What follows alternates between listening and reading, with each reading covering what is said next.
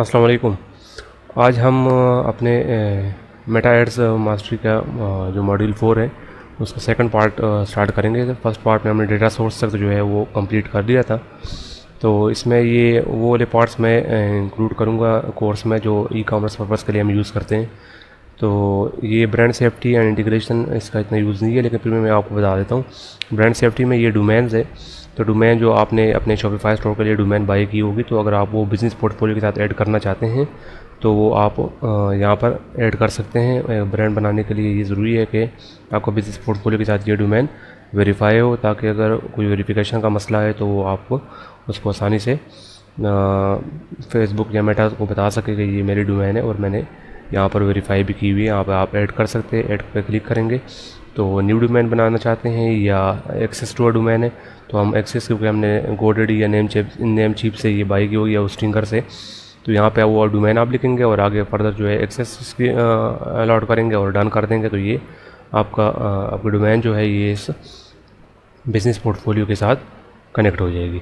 इसी तरह ये इंटीग्रेशन है। इंटीग्रेशन में ये कनेक्टेड ऐप्स है, तो ऐप्स में वो वाले ऐप्स है जो हमने ये अपने पोर्टफोलियो में यूज़ किए हुए हैं बिजनेस पोर्टफोलियो में। तो आपने पार्ट 1 में सीखा है हमने कि कैसे शॉपिफाई स्टोर को अपने फेसबुक एड अकाउंट के साथ कनेक्ट करना है। तो ये एक शॉपिफाई ऐप जो है हमने अपने फेसबुक एड अकाउंट के साथ कनेक्ट की हुई है। इसी तरह दूसरे ऐप्स भी आप उसमें यूज़ कर सकते हैं। अच्छा, नेक्स्ट जो है हमारे पास ये सेटिंग्स का ऑप्शन में ये बिलिंग एंड पेमेंट इंपॉर्टेंट है, तो हम बिलिंग एंड पेमेंट पे जैसे ही क्लिक करेंगे तो ये यहाँ से भी ओपन हो जाता है। और यहाँ पे जब हम आते हैं ये सेटिंग के साथ ये बिलिंग एंड पेमेंट, तो ये 1 2 3 एंड 4 5 6 ये मेन इसके पार्ट से ये को हम डिस्कस करेंगे। अभी हम सेटिंग्स में कर रहे हैं। सेटिंग्स तकरीबन कंप्लीट हो चुका है। अभी बिलिंग एंड पेमेंट पे आएंगे, तो बिलिंग एंड पेमेंट पे जैसे ही हम क्लिक करेंगे तो ये हमारे पास जितने भी हमारे ऐड अकाउंट्स हैं वो ओपन हो जाएंगे। उनके साथ आप पेमेंट मेथड जो है वो ऐड कर सकते हैं। आपके सामने जो मैंने ऐड अकाउंट बनाया था तो उसमें हम पेमेंट मेथड मैं करके आपको दिखाता हूँ। ये DM ई-कॉम जो है हमने एक ऐड अकाउंट बनाया था, इस पर हम क्लिक करते हैं तो इसमें भी पेमेंट मेथड जो है वो ऐड नहीं हुआ। यहाँ पर हम इसमें पेमेंट मेथड जो है वो ऐड पेमेंट मेथड का ऑप्शन है, तो इसमें हम पेमेंट मेथड ऐड कर सकते हैं। यहाँ पे ऐड पेमेंट मेथड पे क्लिक करेंगे तो ये आपसे अगर आपका कार्ड यहाँ पर अटैच है तो वो उठा लेगा, अगर नहीं है तो फिर आपने इसमें ये ऐड पेमेंट मेथड पे क्लिक करना है और यहाँ पे नेक्स्ट पे चले जाना है। नेक्स्ट पे जाएंगे तो आपसे नेम कार्ड पे जो आपका नाम है वो पूछेगा, कार्ड नंबर पूछेगा, उस पर एक्सपायरी और CVV नंबर जो है ये जो ATM कार्ड पे आपका होता है उसके बैक साइड पे 3 डिजिट लिखे होते हैं, तो वो आपने वो CVV नंबर होता है वो आपने यहाँ पे इंटर करना है और सेव कर देना है। तो आपके कार्ड में बैलेंस होना चाहिए कम से कम 500-600 रुपये आपके कार्ड में हो, ताकि ये मेटा जब इसको ऐड करेगा तो वो वेरीफाई करेगा, एक ट्रांजैक्शन करेगा जो कि रिवर्सेबल होती है। उसकी पेमेंट डिटेक्ट नहीं होती, लेकिन वो चेक करना चाहता है कि अकाउंट एक्टिव है, उसमें पेमेंट अवेलेबल है या नहीं है। तो इसलिए आपको पास अकाउंट में पेमेंट कुछ ना कुछ होनी चाहिए ताकि कार्ड जो है वो वेरीफाई हो जाए। यहाँ से सेव करेंगे तो कार्ड इसमें सेव हो जाएगा। एक तरीका ये है कि आप यहाँ पे पेमेंट मेथड में जाएंगे। पेमेंट मेथड में जाएंगे तो यहाँ पर आप इस पोर्टफोलियो के साथ एक कार्ड जो है वो आप अटैच कर सकते हैं।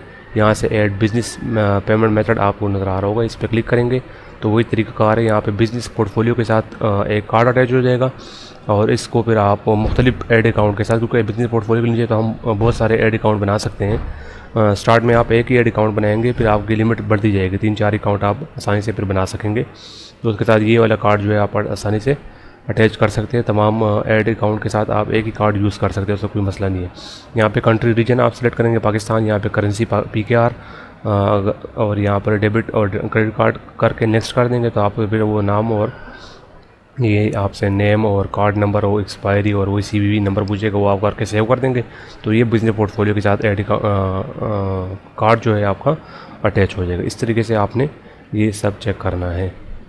अच्छा, उसके बाद ये पेमेंट एक्टिविटी है। पेमेंट एक्टिविटी पे आप जाएंगे तो आप किस ऐड अकाउंट की पेमेंट एक्टिविटी चेक करना चाहते हैं तो वो सारे यहाँ पे शो होंगे। इस अकाउंट के या दूसरे अकाउंट के आप चेक करना चाहते हैं तो चेक कर सकते हैं। यहाँ पर जितनी पेमेंट भी डिटेक्ट हुई होगी आपके कार्ड से, फेसबुक ने डिटेक्ट की होगी तो वो यहाँ पर शो हो रही होगी कि इस नंबर से इस डेट को, इस टाइम को ये पेमेंट डिडक्ट हुई है, आप इसको टैली कर सकते हैं अपने बैंक अकाउंट के साथ भी। और यहाँ पे ये आप पेमेंट एक्टिविटी आपको चेक करने इसलिए ज़रूरी होगा कि वीकली या मंथली आप इसको चेक करेंगे, क्योंकि बाज़ दफ़ा बैंक से डिडक्शन हो जाती है और यहाँ पे ट्रांजैक्शन जो है वो फेल हो जाती है, तो फिर वो पेमेंट जो है बैंक वाले रिवर्स नहीं करते, तो फिर आप कंप्लेंट करनी होगी ना कि ये आप मेरे से अमाउंट डिडक्ट हो गई है और यहाँ पर मैं मेटा एड्स यूज़ कर रहा हूँ सर्विसेज, तो वहाँ पर ये शो नहीं हो रही या यहाँ पर डिक्लाइन है, तो आप काइंडली इसको रिवर्स कर दें। तो इसलिए आपको यहाँ पे टैली करने की ज़रूरत पड़ेगी। यहाँ पे इनवॉइसेस है, तो इनवॉइसेस में भी सारी डिटेल होगी आपकी कि आपके इस मंथ या इस वीक जो है कितनी अमाउंट डिडक्ट हुई है, किस एड अकाउंट में किस कैंपेन के लिए कितनी डिडक्शन हुई है, तो वो सारी डिटेल यहाँ पर शो हो रही होगी। तो ये हमारे पास हो गया बिलिंग एंड पेमेंट। अच्छा जी, ये settings and billing and payment हमारा हो गया। अभी इवेंट मैनेजर भी हम कर चुके हैं पार्ट 1 में, इसमें मैं आपको एक ओवरव्यू दे देता हूँ। इवेंट मैनेजर पे हमने क्लिक किया है, तो असल में हम जो डेटा सेट या पिक्सल बनाते हैं तो वो इवेंट मैनेजर से जो है वो कंट्रोल हो रहा होता है, या ऑफलाइन डेटा हम बनाते हैं तो वो हम इवेंट मैनेजर से जो है वो फिर उसको हैंडल करते हैं, सारी एक्टिविटीज़ जो है वहाँ पे हो रही होती है। तो पहले हम इसको पिक्सल कहते थे, अभी इसको डेटा सेट बोला जाता है। तो ये डेटा सेट या कनेक्ट डेटा पे हम क्लिक करेंगे तो आप कोई भी इसके साथ जो आपने न्यू डेटा सोर्स बनाना चाहते हैं तो आप इसके साथ इसके साथ ऐड कर सकते हैं। वेबसाइट ऑलरेडी अटैच है इसलिए वो नहीं हो सकती। ऐप आप इंटीग्रेट कर सकते हैं, ऑफलाइन डेटा जो है वो कर सकते हैं, CRM मैसेजिंग, इसको अभी हम कैंसिल कर देते हैं। यहाँ पे हम डेटा सेट पे आ जाते हैं। डेटा सेट यहाँ पे जितने भी मेरे पिक्सल बने होंगे वो शो रहे होंगे, और मैं से जिसमें भी मैं टेस्टिंग करना चाहता हूँ या कनेक्ट करना चाहता हूँ तो वो मैं यहाँ से कर सकता हूँ। ये अभी हमारा ऐड अकाउंट ये वाला सिलेक्ट है, तो डिफरेंट ऐड अकाउंट के साथ जितने भी इसके पिक्सल अटैच होंगे वो यहाँ पे शो हो रहे होंगे। E com add account pixel इसके नाम से मैंने बताया था। ये भी कंटिन्यू पिक्सल सेटअप, ये सेटअप नहीं हुआ क्योंकि हमने दूसरा वाला सेटअप किया था, तो इसलिए अभी ये यहाँ पे शो हो रहा है। यहाँ पे आपके साथ सारे जो है वो इवेंट या पिक्सल जो है वो शो हो रहे होंगे, उसको आप यहाँ से उसमें चेंजेस कर सकते हैं कंटिन्यू। ये पिक्सल सेटअप मैंने पार्ट 1 में आपको सिखाया हुआ है, तो अगर आप पार्ट 2 पे डायरेक्ट आ गए तो पहले पार्ट 1 पे चले गए, वहाँ पे सेटअप कंप्लीट करें, उसके बाद पार्ट 2 स्टार्ट करें। इसी तरह टेस्ट इवेंट में उसमें सिखाया हुआ कि टेस्ट इवेंट आप किस तरह करेंगे। ठीक है, सेटिंग्स में ये पार्टनर इंटीग्रेशन जो है वो हुआ होगा, इसमें ज़्यादा चेंजेस करने की ज़रूरत नहीं है। लेकिन अगर आपको मसला हो पिक्सल आपने यहाँ पे अटैच कर लिया हो और वो एक्टिव ना हो रहा हो, तो आपने पहले ये करना है कि सेटिंग्स में आके यहाँ से पार्टनर इंटीग्रेशन में से शॉपिफाई को रिमूव कर लेना है।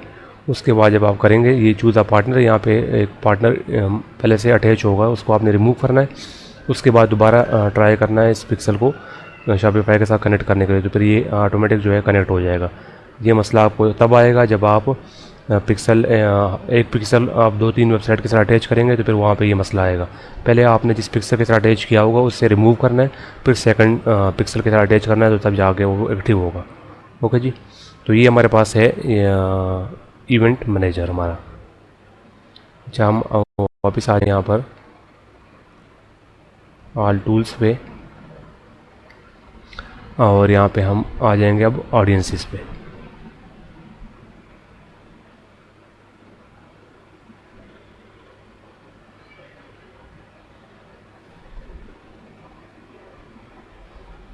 अच्छा, ऑडियंसेस जो है हमारे पास है, ये 3 टाइप्स की ऑडियंसेस होती है। यहाँ पे आपको नज़र आ रहा है ये क्रिएट ऑडियंस,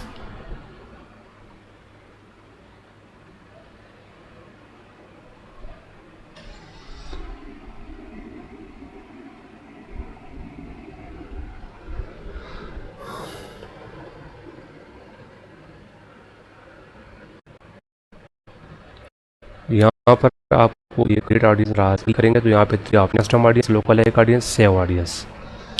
सही है जी, इस में पहले हम सेव ऑडियंस से स्टार्ट करेंगे। सेव ऑडियंस पे मैंने क्लिक किया है, तो यहाँ पर आप ऑडियंस जो है अपनी मर्ज़ी से बना सकते हैं। सेव ऑडियंस वो है जो आप अपनी मर्ज़ी से बनाएंगे। आपने जो प्रोडक्ट या कैटेगरी सेलेक्ट की होगी तो उसके लिए आपने एक बायर पर्सोना बनाया होगा कि किस टाइप के कस्टमर मेरे हो सकते हैं, मतलब उनका बिहेवियर क्या होगा, उनकी एज क्या होगी, वो जेंडर उनका क्या होगा, कौन सी लोकेशन से वो बिलोंग करेंगे।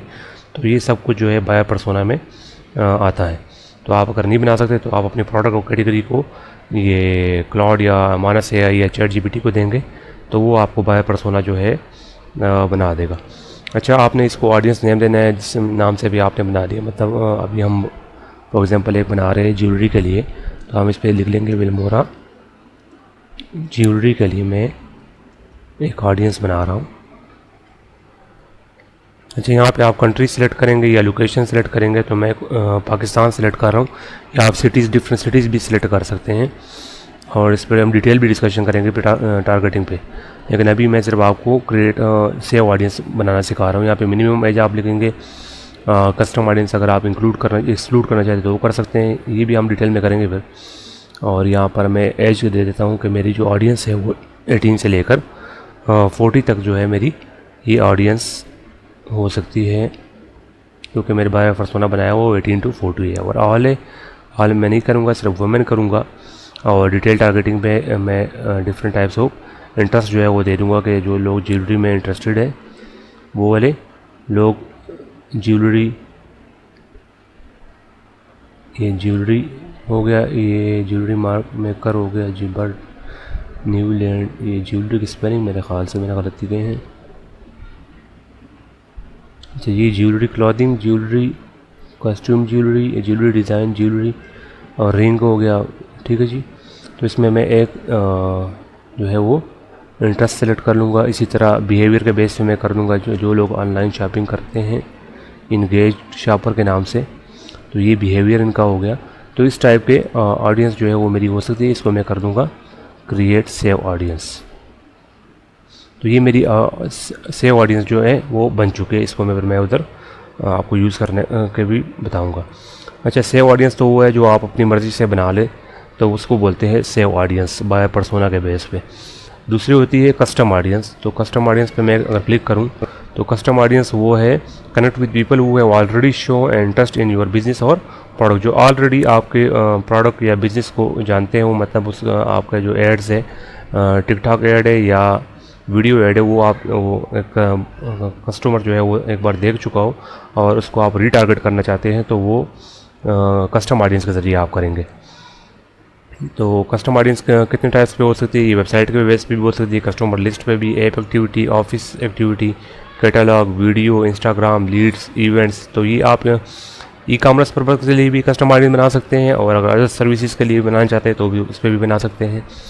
तो अगर अब वेबसाइट पे मैं जाता हूँ, मैं ई कॉमर्स के लिए भी बना रहा हूँ, तो ये वेबसाइट पे क्लिक करूँगा तो यहाँ पे भी डिफरेंट ऑप्शन आएंगे मेरे पास।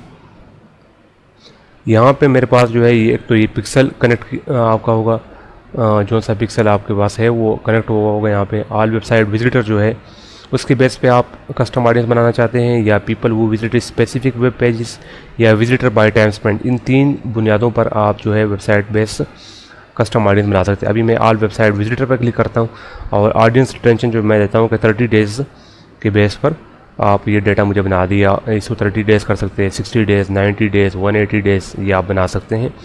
और यहाँ पर फिर ऑडियंस नेम देंगे आप। अभी मैं वेबसाइट विजिटर बना रहा हूँ तो मैं यहाँ पे लिख लूँ कि वेबसाइट, क्योंकि नेम जो है आपने ऐसे देना है ना कि आपको फिर आसानी हो पहचानने में कि ये इसके लिए मैंने ये वाली ऑडियंस कस्टम ऑडियंस बनाई हुई थी। क्योंकि different types of custom audience आप बनाएंगे तो आपने नेम भी वाजिया देना है, या डिस्क्रिप्शन में भी लिख देना है कि ये ऑडियंस इस टाइप मखसूस लोगों के लिए मैंने बनाई थी। वेबसाइट विजिटर, वेबसाइट विजिटर और 30 डेज़। और कौन से ब्रांड के लिए मैं बना रहा हूँ? ये विल्मोरा के लिए मैं बना रहा हूँ।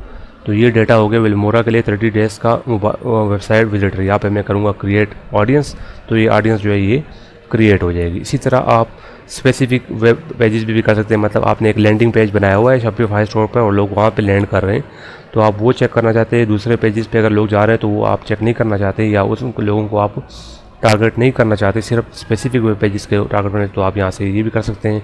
या ये इस बेस पे भी कर सकते हैं विजिटर बाय टाइम स्पेंड के एक कस्टमर है वो मेरी वेबसाइट पे आगे कितना टाइम स्पेंड कर रहा है, तो उन 30 डेज़ का डेटा मुझे दे एक ऑडियंस बना दे या 60 डेज़ का बना दे। तो वो करके आप यहाँ पे क्रिएट ऑडियंस पर क्लिक करेंगे तो एक ऑडियंस जो है वो क्रिएट हो जाएगी। यहाँ पे मैं डन करूँगा तो ये ऑडियंस जो है मेरी वेबसाइट विजिटर 30 डेज़ विजिटर जो है वो बन के आ चुकी है। अच्छा, दोबारा हम कस्टम ऑडियंस पे जाएंगे, ये वेबसाइट बेस पे होगी। इसी तरह आप दूसरे कर सकते हैं सोर्सेज में, मेटा सोर्सेज में आप वीडियोस, इंस्टाग्राम प्रोफाइल, मतलब इंस्टाग्राम पे कितने लाइक्स आए हैं या कमेंट किसी ने किया है या किसी ने जो है शेयर किया है तो उसको टारगेट कर सकते हैं। फेसबुक पेज पे आपको जो एक्टिविटीज़ हुई है, लाइक शेयर कमेंट्स, तो उसको भी आप टारगेट कर सकते हैं। इसमें मैं वीडियो पे टारगेट अभी करना सिखाऊंगा, बाकी तरीका सेम टू सेम ही है। वीडियो पे हम क्लिक करेंगे तो नेक्स्ट पे जाएंगे। नेक्स्ट पे जाएंगे तो ये हमसे मांगेगा इंगेजमेंट। वीडियो बेस पे आप कौन से कस्टम ऑडियंस बनाना चाहते हैं, वो लोग जो 3 सेकंड आपकी वीडियो देख चुके हैं या उन लोगों को जो 10 सेकंड में आपकी वीडियो देख चुके हैं जो अपने एड्स के लिए यूज़ की हुई वीडियो, या 15 सेकंड, या परसेंटेज के बेस पे आप करना चाहते हैं कि 25%, 50%, 75%। मतलब ये है कि अगर एक बंदा है और वो आपकी वीडियो जो है जो आपने क्रिएटिव्स बनाए हुए हैं वो 75 to 95% देख चुका है, तो मतलब वो इंटरेस्टेड है, लेकिन उसको डिस्काउंट देना है या उसको कोई ऑफ़र देनी है, उससे उसको कन्वर्ट करना है। आसानी से वो कन्वर्ट हो जाएगा क्योंकि वो आधा जो है वो सेटिस्फाई हो चुका है या उसके जहन में आपकी चीज़ जो है उसको समझ आ रही है, लेकिन उसको कुछ कन्फ्यूजन है, या आप दूसरी एंगल से उसको वीडियो दिखा लें, उसका जो कन्फ्यूजन है वो क्लियर कर दे, तो वो आपको आसानी से कन्वर्ट कर सकते हैं। अभी मैं बनाऊंगा ये 95% के बेस पे। इस पर जैसे मैं क्लिक करूँगा तो यहाँ पे आ जाएगा कि कौन सी वीडियो या कौन सी वीडियो जो है आप उसको वापस उन लोगों को टारगेट करना चाहिए जो 95% देख चुके हैं। तो मैं सेलेक्ट वीडियो पे क्लिक करूँगा तो यहाँ पे मेरे पास डिफरेंट वीडियोस आ जाएंगी कि ये वाली वीडियो आप कौन सी वीडियो जो है वो आप यहाँ पे आपने सबसे पहले पेज सेलेक्ट करना है। उसके बाद अभी एक पेज सेलेक्ट हुआ है, आप बिज़नेस के रिलेटेड पेज सेलेक्ट करना है, उस पर आपने वीडियो पहले अपलोड की होगी, उस पर ऐड चलाया होगा, ठीक है जी। उससे फॉर एग्जांपल मैं ये वाला इस वीडियो को टारगेट करना चाहता हूँ तो इस पर मैं क्लिक करूँगा, यहाँ पे मैं कर लूँगा कन्फर्म, ठीक है जी। आप ऑडियो रिटेंशन जो है 365 डेज़ इस वीडियो को पिछले 1 ईयर में जितने भी लोग देख चुके हैं 95%, उन लोगों को टारगेट करना चाहते हैं तो 365 कर दें। अगर आप 30 डेज़ पे करना चाहते हैं तो 30 डेज़ पे कर दें। यूजुअली हम जो है वो 90 डेज़ पे या 180 डेज़ पे करते हैं, तो 90 डेज़ पे मैं अभी कर लूँगा और ऑडियंस नेम मैं यहाँ पर दे दूँगा कि 95% वीडियो व्यूज़ 90 डेज़, और किसके लिए है जी, ये भी विल्मोरा के लिए है। ओके जी, यहाँ पे मैं कर दूँगा क्रिएट ऑडियंस, तो ये ऑडियंस जो है मेरी क्रिएट हो जाएगी। ओके जी, तो ये हमारे पास हो गया कस्टम ऑडियंस। अच्छा, ये भी है कि कस्टम ऑडियंस हम क्यों बनाते हैं, तो कस्टम ऑडियंस हम रीटारगेटिंग के लिए, मैंने पहले भी आपको एक्सप्लेन किया कि रीटारगेटिंग के लिए बनाते हैं। और जब आपका स्टोर जो है वो 1 मंथ ओल्ड हो जाए, तकरीबन 40-50 ऑर्डर आपको आ जाए या 100 से 100 तक हो जाए, तो आप कस्टम ऑडियंस बनाना शुरू कर देते हैं। वैसे तो ये जो रिकमेंड करते हैं कि 100 तक 100+ जो ऑर्डर आ जाए तो आप फिर लोकल एक ऑडियंस पे जाएंगे, उससे पहले आप कस्टम ऑडियंस बना सकते हैं। तो वही हमने आपको बताया कि 40 to 50 ऑर्डर आपके पास आ जाए तो फिर आप कस्टम ऑडियंस जो है वो क्रिएट कर ले और उन लोगों को दोबारा रीटारगेट कर ले जो आपकी वीडियोज़ या वेबसाइट पर आ चुके हैं। ओके जी, ये हो गया हमारे पास कस्टम ऑडियंस। उसके बाद है हमारे पास लोकल लाइक ऑडियंस, इस पर हम क्लिक करेंगे तो लोकल लाइक ऑडियंस या लुक लाइक ऑडियंस मतलब ये है कि अगर आपके पास, ये मैंने आपको बताया कि 100 परचेजेज आएंगी तो ही लोकल लाइक ऑडियंस बनेगी, अदरवाइज़ नहीं बनेगी। तो रिकमेंडेड ये है कि 100 से ज़्यादा ही हो, मतलब 150 या 200 तक पहुंच जाए, तब जाके आप लोकल लाइक ऑडियंस बनाए। जितना ज़्यादा डेटा होगा उतना मेटा एड्स या फेसबुक को उसमें उसकी तरह ऑडियंस ढूंढने में आसानी होगी। लोकल लाइक ऑडियंस का क्या मतलब है कि अगर आपके पास मतलब अभी 200 ऑर्डर्स आ चुके हैं, मतलब 200 बंदों का आपके पास कस्टमर का डेटा मौजूद है, उन 200 फेसबुक को आप ये कहना चाहते हैं कि आप 200 जो मेरे पास प्रीवियस डेटा मौजूद है पिक्सल में, आप इसको अपने पास सेव करें और उस बेस पर ये मुझे ऑडियंस बना दे जो मेरे ये 200 कस्टमर जो है इसके साथ मिलते जुलते हो, बिल्कुल सेम टू सेम हो, जो इनका इंटरेस्ट है, जो इनका बिहेवियर, जिस किस्म की एक्टिविटीज़ कर रहे हैं फेसबुक पेज पे, इसी तरह की ऑडियंस मुझे ढूंढ के दे, तो इसको बोलते हैं लोकल लाइक ऑडियंस। इसमें फिर परसेंटेज बेस पे होती है कि 1% लोकल लाइक, 2% लोकल लाइक, 3%, 4%, 5%, 10% तक ये लोकल लाइक ऑडियंस बन सकते हैं। जितना परसेंटेज कम होगा, मतलब 1% वाली मोस्ट लोकल लाइक ऑडियंस होगी, आपके पास जो डेटा पड़ा हुआ है 200 कस्टमर का, उसके सेम टू सेम होगी, वो 1% होगी, तो वो ऑडियंस कम होगी, लेकिन उसके बिहेवियर जो है वो आपसे आपके डेटा से मिलते जुलते होंगे, तो उसमें कन्वर्जन ज़्यादा होगी। इसी तरह आप 2% पे जाएंगे, 2% में थोड़ी सी आपकी वाली क्वालिटीज़, कस्टमर की क्वालिटीज़ भी होंगी, थोड़ी सी अलग भी होंगी। इसी तरह 3% पे जाएंगे तो उतनी ऑडियंस जो है वो ब्रॉड होती जाएगी, लेकिन इंटरेस्ट या बिहेवियर जो है वो उनका थोड़ा सा चेंज होता जाएगा। ओके जी। अच्छा जी, ये सिलेक्ट लोकल लाइक सोर्स, यहाँ पे आप सोर्स सेलेक्ट करेंगे, ठीक है जी। मतलब ये है कि पिक्सल जो आपने बनाया होगा वो आप सेलेक्ट करेंगे यहाँ पर। उसके बाद सेलेक्ट ऑडियंस लोकेशन, तो वो ऑटोमेटिक यहाँ पे आप जब आप पिक्सल सेलेक्ट करेंगे तो वो पाकिस्तान या जो भी कंट्री आप टारगेट कर रहे हैं वो उठा लेगा। अगर नहीं उठाता तो आप यहाँ से सिलेक्ट कर सकते हैं। उसके बेस पे आप 0 to 1%, यहाँ पे अपने इन्होंने लिखा हुआ भी है कि 1% lookalike consist of the people most similar to your lookalike audience source, increasing the percentage create a bigger broader audience. उसके बाद आप यहाँ पे क्रिएट ऑडियंस कर सकते हैं। हम जिस तरह बनाते हैं तो 0 to 1% बना लेते हैं, फिर इसको हम करते हैं 1 to 2% एक साइड बना लेते हैं, फिर इसको 2 to 3% कर लेते हैं, ठीक है जी। इस तरह बना लेते हैं तमाम 10% तक। उसके बाद हम बनाते हैं ये 0 to 2%, उसके बाद 2 to 4%, उसके बाद 5, मतलब ये कि ईवन और ऑड कम्बिनेशन हम डिफरेंट बना लेते हैं, फिर उसको 1 by 1 जो है हम टेस्ट करते हैं। तो आपने टेस्टिंग करते रहना है, मुख्तलिफ ऑडियंसेस बना के लोकलाइज, और जो सी ऑडियंस जो ब्रैकेट है वो आपको रिजल्ट अच्छा दे उसको आप कंटिन्यू कर रखें, बाकियों को आप ऑफ़ कर दे या किल कर दे, और इसी तरह तरीके से आप टेस्टिंग लोकलाइज ऑडियंस पे करते रहेंगे। तो ये हमारे पास हो गया लोकलाइज ऑडियंस।